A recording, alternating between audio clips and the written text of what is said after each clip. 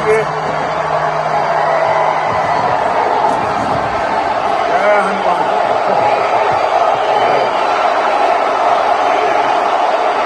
प्रधानमंत्री ने न्यूयॉर्क के नासाउ वेटरन्स कॉलेजियम पहुंचते ही हजारों लोगों ने उनका स्वागत किया, मोदी के नारे लगाए। अमेरिका की आवाम, खासकर न्यूयॉर्क की बात करें तो न्यूयॉर्क की आवाम इंडिया के प्राइम मिनिस्टर नरेंद्र मोदी को देखकर बहुत ज़्यादा जज्बाती हो गए हैं।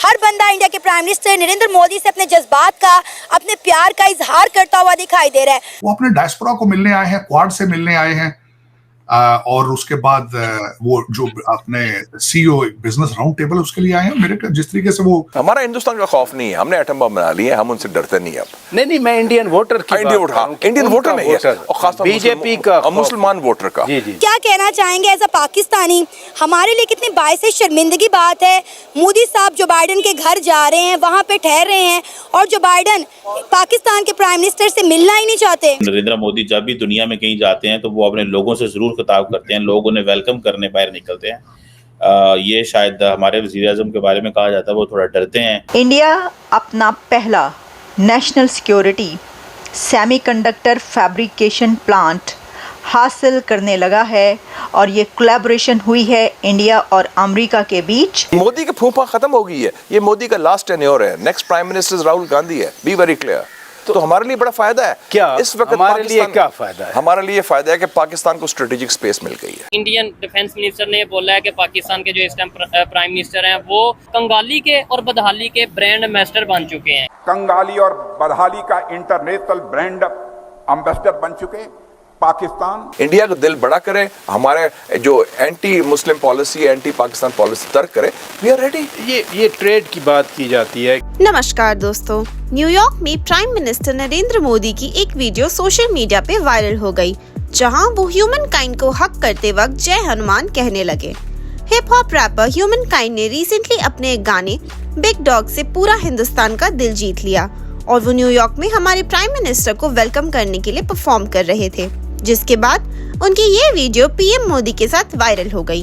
इसके साथ ही पीएम मोदी ने उस स्टेडियम में मौजूद 15,000 भारतीयों को ये आश्वासन दिया कि बहुत जल्द वो made in India semiconductor chip USA में यूज करेंगे। वहीं दूसरी तरफ अमेरिका एक इवेंट होस्ट कर रहा है, समिट ऑफ द फ्यूचर, जिसमें पाकिस्तान के प्राइम मिनिस्टर शहबाज शरीफ भी मौजूद होंगे और हमारे पीएम मोदी भी। पाकिस्तान मीडिया अब ये प्लान कर रहा है कि किसी तरह पीएम मोदी और शहबाज शरीफ की यूएसए में मुलाकात हो जाए और भारत उसे भीख में कुछ पैसे दे दे, लेकिन इनका ये सपना भी चकनाचूर हो जाएगा, क्योंकि भारत ने भिखारियों से अब भाव देना बंद कर दिया है।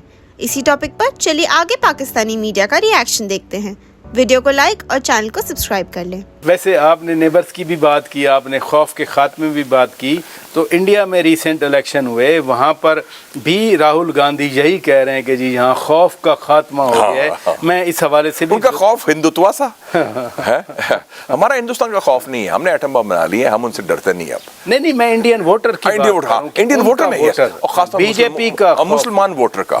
मैं समझता हूँ कि इंडिया में तो बहुत खुशाइंद रिजल्ट आया है, बड़ी मुझे खुशी है। मैं तो इंडियन अवाम को मुबारकबाद पेश करता हूँ, उनके शऊर को, और जिस तरह इस गंदा बदबूदार हिंदुत्व को उन्होंने कट डाउन टू साइज किया है। ये तो इंडियन दुश्मन है और अमन के दुश्मन है। नेबर से कुटी नहीं हो सकती, नेबर से कुटी नहीं हो सकती, तो क्या हम इंडिया को नेबर नहीं समझते?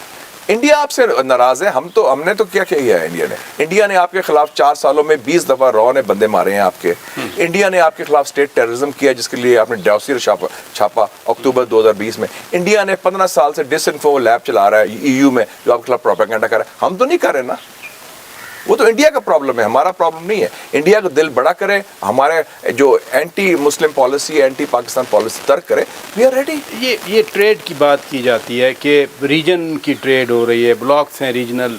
हम 1.5 अरब आबादी के दरमियान दीवार है हमारे दोनों के दरमियान, इसको कैसे नॉर्मलाइज तो खैर नहीं हो सकता इतना जल्दी, लेकिन चैनलाइज कैसे किया आप करें। लेकिन क्वेश्चन है कि इंडियन रवैये में तब्दीली आनी चाहिए, कश्मीरियों का कत्लेआम खात्मा होना चाहिए।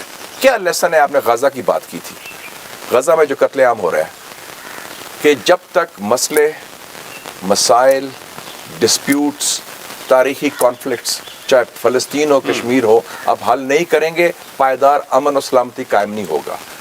7 अक्टूबर तूफान अल-अक्सा आता है और कमाल कर दिया फ़लस्तीनी मुजाहिदीन ने। उससे पहले क्या था? 20 सितंबर को मोदी ने अनाउंस किया दिल्ली में G20 समिट में बाइडेन के साथ, India middle east European union economic corridor, ठीक है जी, IMEC, to counter CPEC and counter BRI। Exactly. उसके बाद 22 सितंबर को नेतन्याहू जो बिगेस्ट वॉर क्रिमिनल है, इजराइल का वजीर आजम, उसने अनाउंस किया UN security council, UN general assembly में the new middle east map तैयार किया। जी जी, ठीक है, फलस्तीन का जिक्र ही कोई नहीं था। और उससे पहले 29 सितंबर को जेक सलिवन जो है अमेरिका का नेशनल सिक्योरिटी एडवाइजर बाइडेन का, उसने इंटरव्यू दिया और आर्टिकल लिखा कि मशरक़ी वस्ता में इतना पुरसुकून और अमन कभी नहीं हुआ जब इस वक्त मौजूद है। एक हफ्ते के बाद पूरी काया पलट दी गई, सिचुएशन चेंज होगी। आप मसले हल करें, कश्मीर का कत्लेआम नामंजूर, फलस्तीन का कत्लेआम नामंजूर। वोटर्स ने जो फैसला दिया है वो यकीनन नरेंद्र मोदी जी की गवर्नमेंट तो बन गई, लेकिन वो जो 2 टर्म्स पहले थी वो तो नहीं। नहीं, sorry, I don't agree with you. हमने तो मुबारकबाद दी मोदी जी को, बड़े खलूस के साथ आप इलेक्शन जीते हैं, इलेक्शन हारा है वो। अब क्या बात करते हैं? 303 सीटें से 240 सीटें हो गई। यही तो इंडियन वोटर का फैसला आपके मैं मुबारकबाद देता हूँ इंडियन वोटर को, कमाल कर दिया, हमारे लिए बड़ी अच्छी बात है। Modi has been cut down to size, यही तो मैं आपके सामने और वो एक कमजोर मोदी, एक छोटे कद वाला मोदी, एक ड्राई क्लीन मोदी जो अब चंद्रबाबू नायडू और वो नीतीश कुमार के क्रचेस पर है, जैसे ये मौजूदा हुकूमत पीपल्स पार्टी के क्रचेस पर है। मोदी की फूफा खत्म हो गई है, ये मोदी का लास्ट टेन्योर है। Next prime minister Rahul Gandhi है, बी वेरी क्लियर। तो हमारे लिए बड़ा फायदा है। क्या इस वक्त हमारे लिए क्या फायदा है? हमारे लिए फायदा है कि पाकिस्तान को स्ट्रेटेजिक स्पेस मिल गई है। अच्छा, अफगान 42 साल के बाद अफगान जंग खत्म हुई है, ठीक है। ईरान सऊदी सुलह हुई है, ईरान सऊदी प्रॉक्सी वॉर खत्म हो गई है, CPEC बहाल हो रहा है, रीजनल कनेक्टिविटी हो रही है, और मोदी जो इस इलाके का सबसे बड़ा जो बुली बॉय था, he has been cut down to size. वो उस किस्म की पाकिस्तान दुश्मन पॉलिसी नहीं इख्तियार कर सकता। We have strategic space. आप अपने मामला ठीक करें, हीलिंग टच दें, दस्ते शफा दें, मामले सबको शामिल करें और आगे बढ़ें। India to get first national security semiconductor fabrication plant with the collaboration of United States. India अपना पहला national security semiconductor fabrication plant हासिल करने लगा है, और ये कोलैबोरेशन हुई है इंडिया और अमेरिका के बीच, और ये खबर सामने आई है after meeting of president Joe Biden and prime minister Narendra Modi. Biden Modi meeting के बाद ये अनाउंस किया गया है कि इंडिया चिप मैन्युफैक्चरिंग का हब बनने जा रहा है, और वो पहला national security semiconductor fabrication plant बनाने लगा है।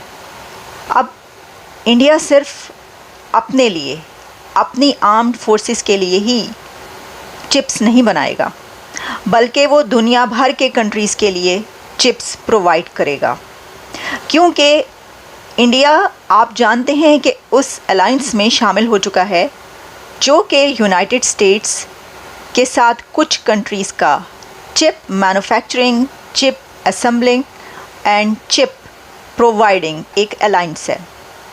मैं आपको ये बताती हूँ कि ये जो अलायंस है उसमें कौन कौन से कंट्रीज़ शामिल हैं। उसमें शामिल है Indonesia, Costa Rica, Kenya, Mexico, Panama, the Philippines, Vietnam, और अब इस अलायंस का हिस्सा बन चुका है भारत।